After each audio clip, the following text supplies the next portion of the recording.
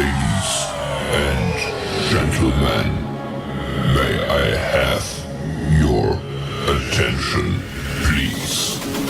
The show starts in 3, 2, 1, go. Good morning, CaneSport. It's March 1st, 2022. I'm Gary Ferman, the publisher of CaneSport.com, joined as always by our managing editor, Matt Shodell, as we discuss the news of the day, presented once again by Life Wallet, where the time is now to take charge of your personal health. And Matt, let's start off today with some conversation about an offensive lineman that I am very excited to see how he looks under this new coaching of Mario Cristobal and Alex Mirabal in spring practice. And that would be second-year offensive tackle Michael Mclaughlin. And, when you take your first look at Mclaughlin, you're like, wow, okay, he's 6'8". He's been in a college nutrition, strength and conditioning program now for a good year. And he's approaching 300 pounds after playing in high school in the 250, 260 range, and is now starting to look like he can be competitive at the college level. And we're going to find out this spring. And for a new coaching staff, a new O-line coach, and a new head coach coming in that want to improve the play up front on the offensive line, I got to think, Matt, that Mclaughlin is going to get as much attention in terms of coaching this spring as anybody on the roster. Yeah, I don't disagree that I think he's going to be a better right tackle than he is an interview subject. He's a man of few words. Got no problem with that as long as he gets the job done on the field. And they need an answer at right tackle. He's going to have every opportunity to be that guy because they just don't have a lot right now that's healthy that can play that position. It's going to be real interesting to see. When you talk to a guy, you just get a sense of his size. He's certainly bigger, much bigger than he was in high school. But when it comes to physicality as an offensive lineman, we have to see him because he hasn't done anything at Miami. We barely even have seen him do anything in practice other than do some dummy work or whatever, just some walkthrough type stuff. So I wish I could tell you guys, this guy's look great. He's finally getting this opportunity. But, I always keep it real with you guys.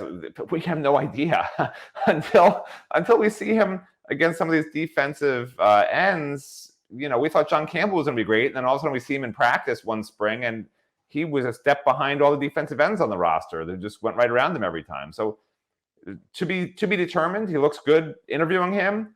Man, a few words. Hopefully he works out in the field. We'll find out in about a week or two here. So there's a lot of flexibility up front. I mean, we probably would be sitting here thinking Zion Nelson is a lock to play left tackle. I'm not convinced that Zion Nelson is a lock to play left tackle. I am not convinced that Zion Nelson might not be better at guard than a tackle. And what? You think Zion Nelson is built like a guard? I think that with a whole new approach to coaching the offensive line, a movement to get bigger and stronger across the board, that it is not out of the question that Zion Nelson could end up at guard. Now, obviously, there's a lot of variables. They don't even have any tackles. How are they going to put all their tackles at guard? He'd have to weigh. Listen, because if he gains 20 or 30 pounds, maybe, but he's so long and lean, long arms. He's like to me, he's an NFL tackle. He's certainly a college tackle. I'd be shocked unless he's put on a heck of a lot of weight and is up to, I don't know, maybe 350 or 360. But last we checked, he was 315, 320. I can't imagine having him at guard right now. But listen, maybe. I guess anything's possible with new coaches, right? A lot of decisions to be made. A lot of guys that have position flexibility. I mean, where's DJ Scaife going to end up lining up? He's played both guard and tackle in his career. What about John Campbell, for example, is another one that we don't know once he's healthy, where the coaches are going to think that he should play. Logan Sagapolu is another one. Is he a guard where I think he's going to end up, or is he a center? Cleveland Reed, does he factor in anywhere? Ja'Kai Clark, there was interest in giving him a redshirt year, but is he going to be the starting center or is he going to redshirt? I mentioned, Zion Nelson. I like I said, I believe he could play tackle or guard in this new offense.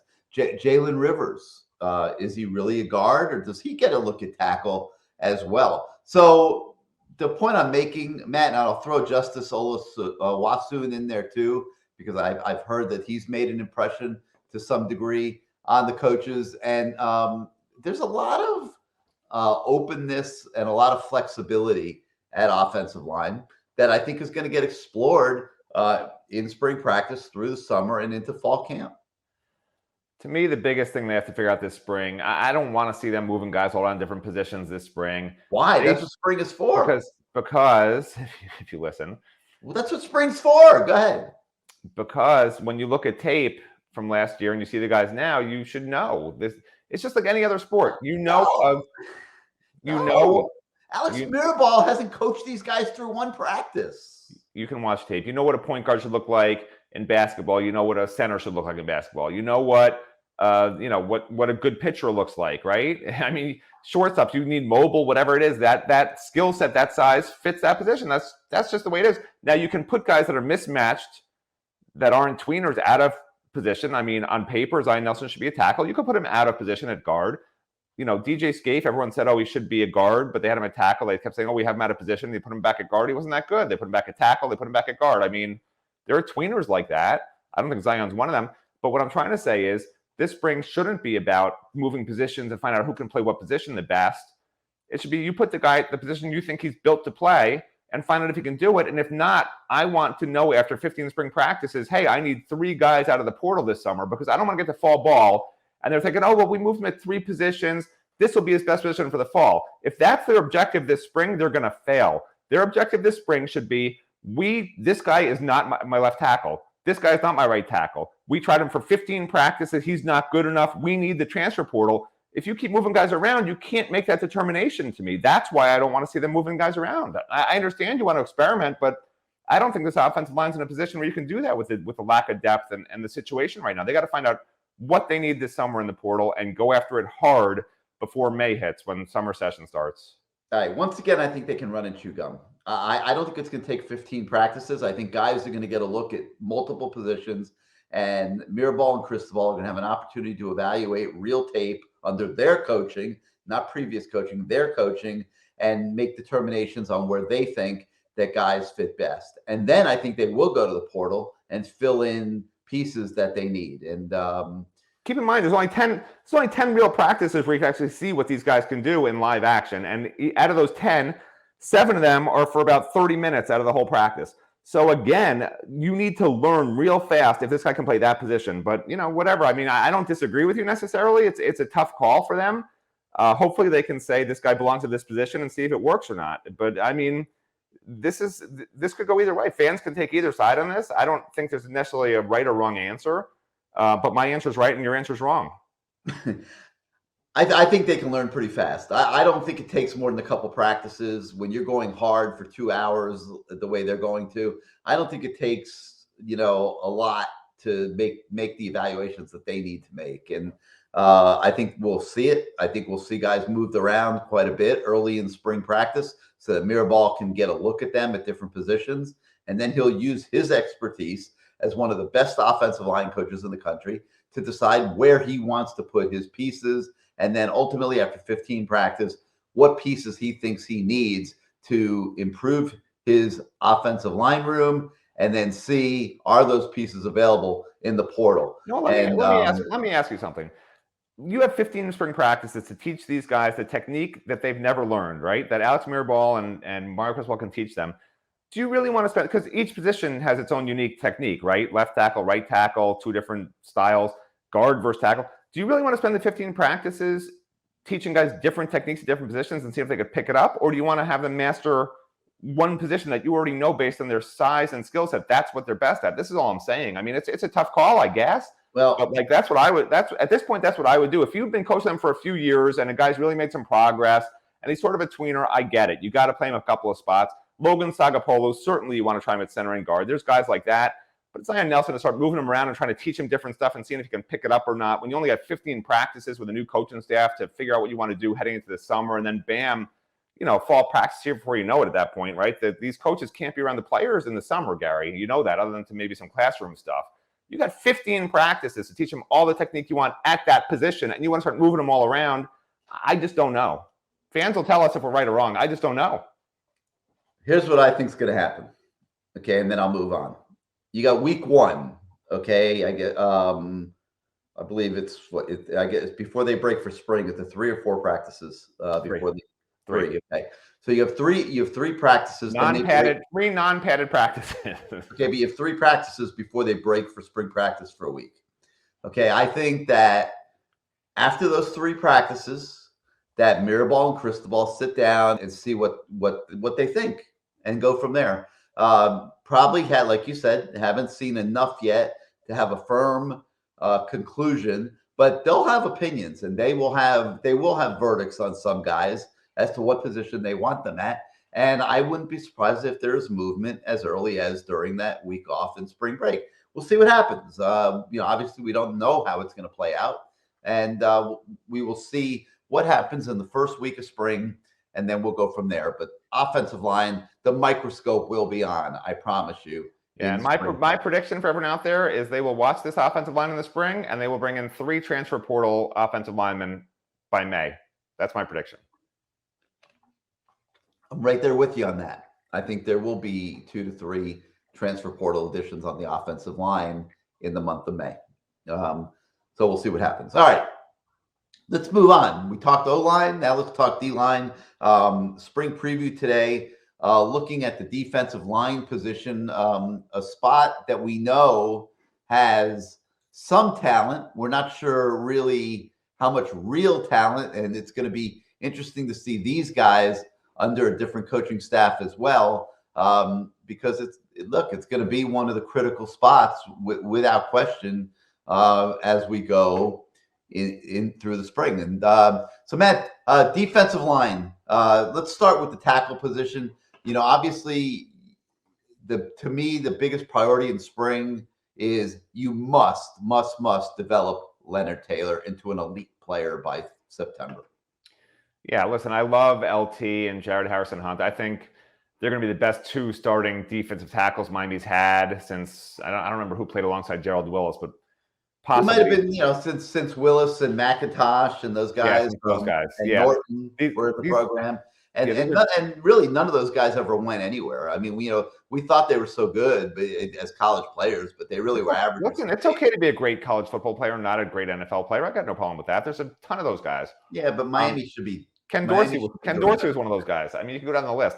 But anyway, the thing I have more of a problem with, we can talk about this another time, but the thing I have more of a problem with is the Sam Shields and Devin Hester's of the world, who in college they never figured out how the heck to use guys who really should have been stars and had good NFL careers.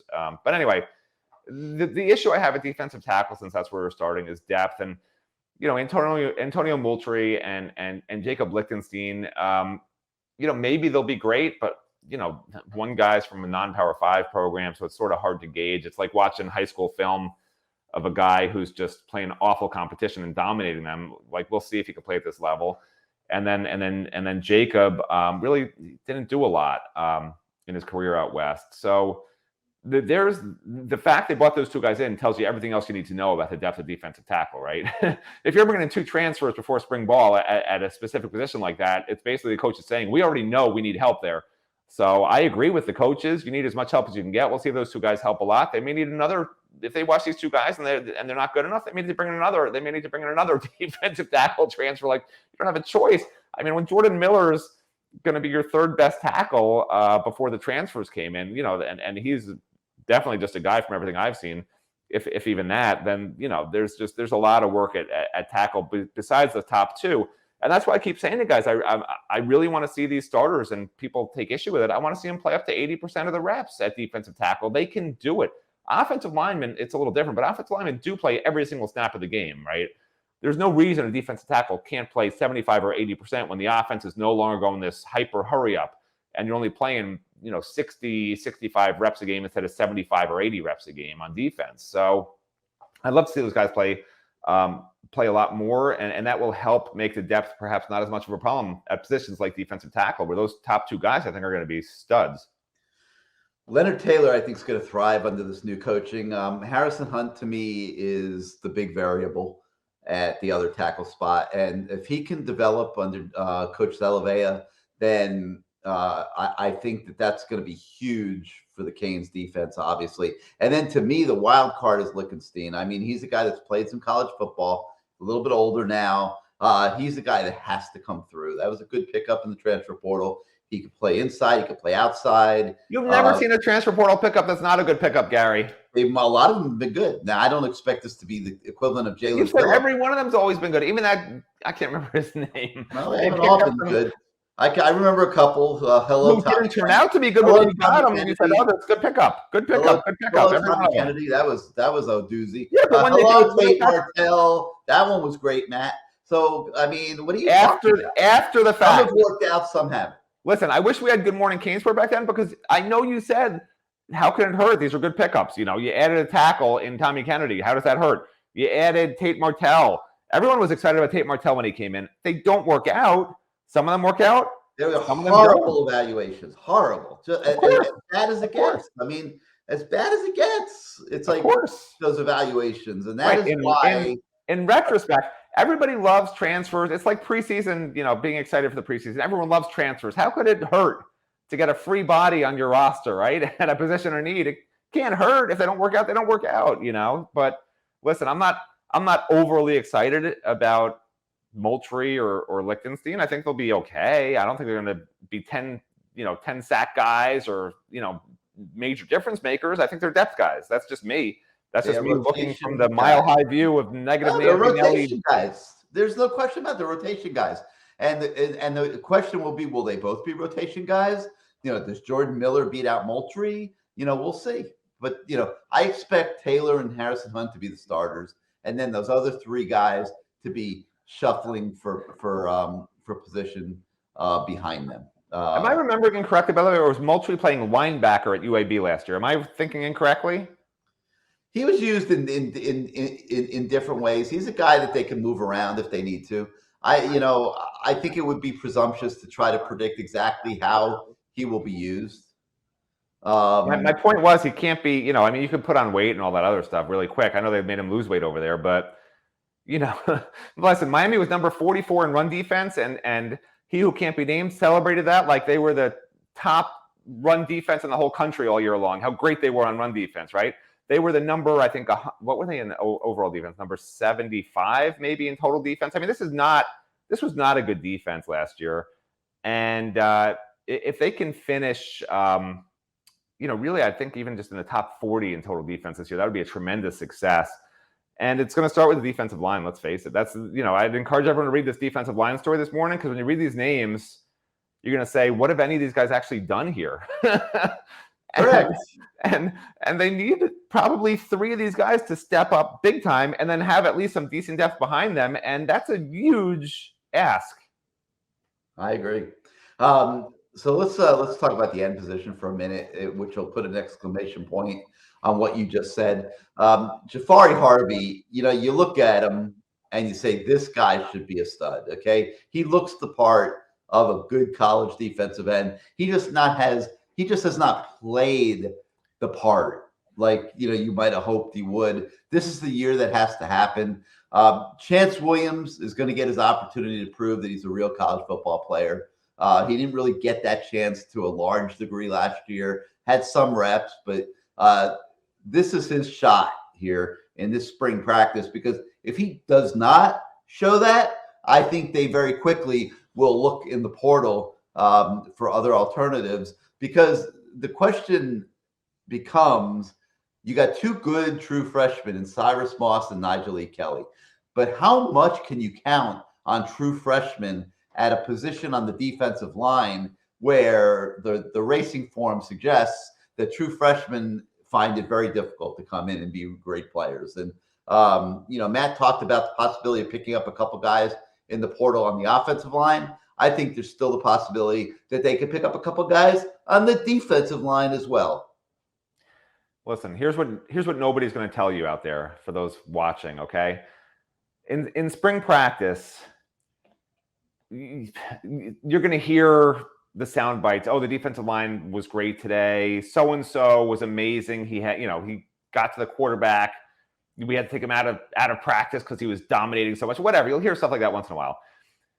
The problem with this team, and the problem that Miami's had now for a number of years, is spring practice is an illusion, and even fall practice is an illusion to some respect, because you don't have a stud offensive tackle or a stud offensive guard. You don't have a stud defensive end or a stud defensive tackle where you know that guy's already done it and you know what it should look like, and then you can see who can do well against him. So now when you get just so-so guys butting heads, some of these guys are going to flash and look great, but it's against an average guy, and then you get him in a game against a really good team in week 3 or week 4, and it's like, well, he disappeared. What happened? And it's dangerous. It's on the Miami coaches, and this is why they needed these Miami coaches. In the past, you'd hear he who can't be named and his assistants were always talking about, oh, this guy was great, and they'd say Jafari Harvey's, they made it sound like Jafari Harvey was the next coming of, I don't know, name your past defensive end great at Miami. You can name about 10 of them, right?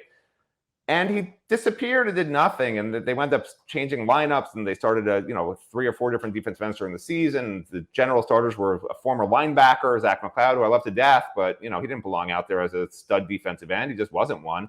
The other one was a DeAndre Johnson, who was a linebacker who was trying to play defensive end. And they thought he was going to be amazing, and he was so-so.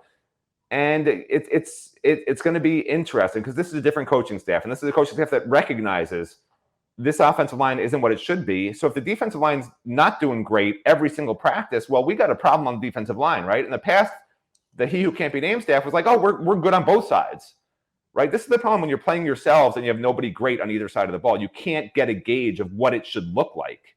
That's what no one's going to tell you. And that's why this spring is so important, because I want to hear Mario Cristobal and these other coaches saying, this isn't what it should look like.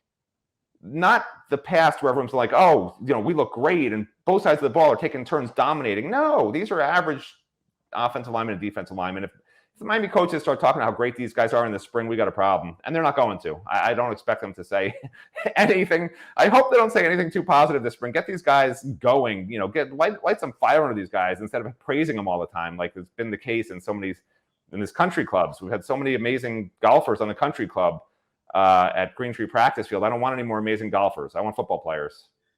Yeah, I don't think you're going to see a country club atmosphere anymore, Matt. I think it's a new ball game, and I think it's going to be fire in spring practice. This is the biggest spring practice for Miami that I can remember in modern times, because of just all the change taking place and the need for players to establish themselves for these new coaches, and then the goals that are going to be in place in the fall. All right, we'll move forward in a moment, but first let's hear from our friends at Life Wallet. I will be your shield in the fiercest battle. I'll defend you.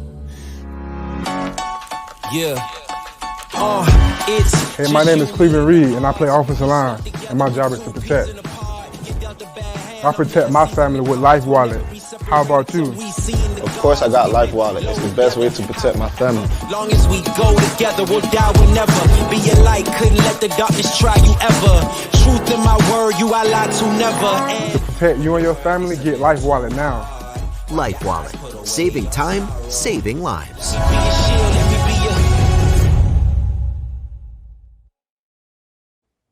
I look at Jafari Harvey in that commercial, and I think I need to put a bulletproof vest on. Okay, he looks the part of a player, like I said earlier. No excuses, Jafari. Come on, man. He's got to amp up his intensity.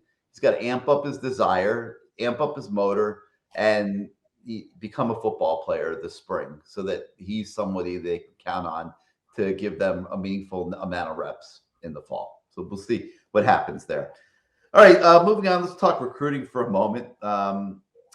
Cane commit wide receiver Lamar Seymour is going to be visiting Florida State, Florida, and Louisville this month.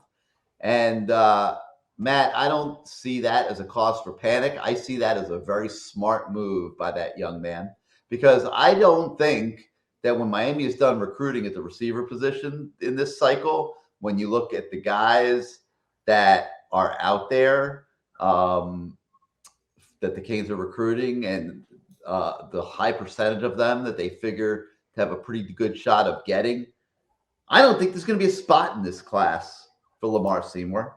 And I think he's going to have to go someplace else. So I think the fact that he's taking visits is smart, and I think it's a good thing. You look at the current roster, and I think they have 8 receivers who are freshmen or sophomores. I don't know how many more receivers you can add, but they could probably add 6 or 7 in this class, and they'd all be the top 6 or 7 receivers on the roster next year. I mean, this receiving class in 2023 is ridiculously good, and even in 2024, there's some guys who are off the charts. So yeah, I don't disagree with you. I mean, I have no problem taking Lamar Seymour, but there's just so many amazing wide receivers in this class, and Lamar was an early commitment for obvious reasons. He's Lawrence's brother. He's hearing. Look, you can gauge a lot for those of you that don't follow recruiting that much. The ones that Miami really wants or wants to make sure they stick, they're with his staff. You're hearing from them every day. This guy's hearing from Mario Cristobal once a week, Edwin Pata once a week, and he hasn't even heard from the offensive coordinator yet in person. And the receivers coach, right, is the offensive coordinator. So for those of you that follow recruiting, not a great sign for Lamar. They're going to have many better recruits. They're going to probably take 4 of them. I don't think there's going to be a place for Lamar. And I think it's smart that he's taking visits. But, we have an update on him on the site this morning, as well as a story on another one of those receivers that's being recruited. And that's JUCO wide receiver Malik Benson from Hutchinson Community College. Pretty much every top school in the country is already lining up to recruit that kid. Just another example of the level of players that are now being recruited by Miami, and why an early commit to a former staff like Lamar Seymour might not factor into the big picture moving forward. Yeah, and they need JUCO guys in this class, because remember, JUCO guys count as recruits, not as transfers, and they add their juniors, right? Redshirt sophomores or juniors. And when you look, if you guys want to go to our scholarship eligibility tracker, you'll see this year, okay, there's 6 juniors and 4 seniors on offense. There's 8 juniors and 3 seniors on defense. They need to get older and get these guys off the roster to bring in more freshmen over the next 2 or 3 classes. And a great way to do it is bring in severely talented, is that a phrase, severely talented, highly talented JUCO kids. And we reported on a defensive tackle JUCO kid they've offered. We reported him, 2 days ago. Yesterday, obviously. Today, I guess, this JUCO receiver. I want to see Miami get a handful of JUCO kids in this class, because you can't take 25 to 30 freshmen in this class and somehow just keep doing that. I mean, this we talked about numbers. Gary hates talking about numbers, but just you can't. I mean, there's this year there's 56 over. Hold on, I'll add it up real quick. 34, 53, 65. This year there's 65. This season there's 65 freshmen and sophomores on the roster. 65, you're allowed to 85. And you move that ahead to a year from now with a class at 25 or 30, you're bouncing 20 kids off the roster, and then you got to do the same thing the year after that. And that's just not great for anybody. So JUCO kids are a great answer. Older transfers are a great answer, because basically they're free takes. They're not forcing roster churn of kids you don't know yet if they're going to be great or not, as juniors and seniors, because you're jettisoning sophomores at that point. So I'm a big fan of these JUCO offers for that reason. All right, so there's going to be a lot of excitement in receiver recruiting in this cycle. There's no doubt about it. And they're going to get 4 at least really good players at receiver. I don't think there's any question about it. And that's exciting for the future of the offense. All right, we also have a basketball update today for those that remain interested in the basketball program. It's been kind of like struggling a little bit. It's a shame, they've lost a few here, but they're still in a good position, Matt, to finish in the top 4 in the ACC and get the 2-round bye at the ACC tournament next week. They got a game at Boston College on Wednesday and then at Syracuse on Saturday. If they win one of the 2, they should be, I think, in a decent place. When you look at the standings right now, Duke has now separated itself a little bit, is sitting at 15-3 in the ACC. You got Notre Dame at 14-4.